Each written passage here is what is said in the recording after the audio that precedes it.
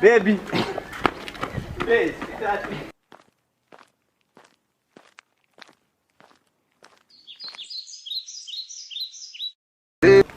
Yes. Yes, Lise. Mucho, Lise. Consider no kumbiro ka phone.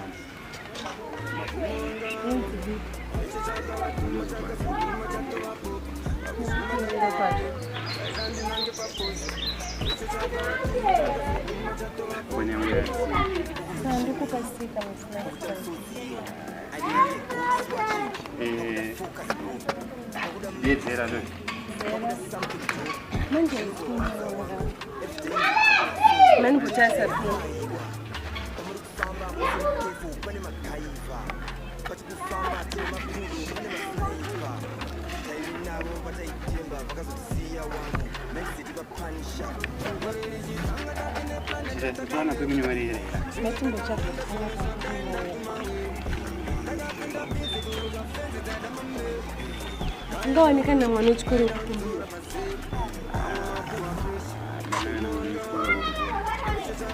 Saa manje ndokupa simu badala. Kwa una phone yangu ndipita. Ndenda siya phone yangu kuondoka. Chimboza mozizi rero.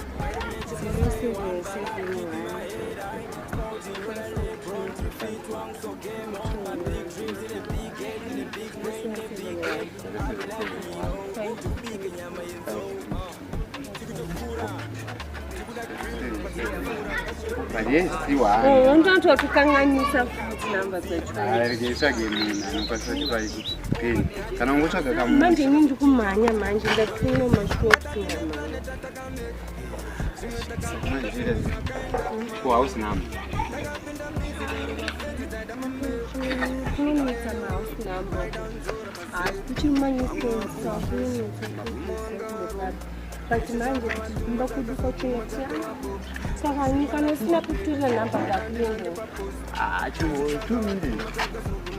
Sasa tutase mambo kila kitu.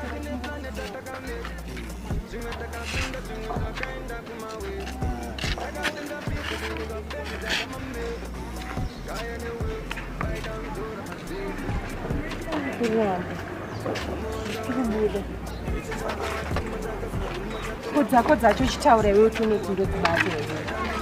077 077 903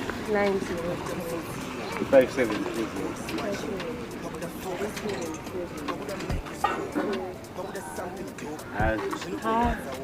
Estava de sala, com a tenda.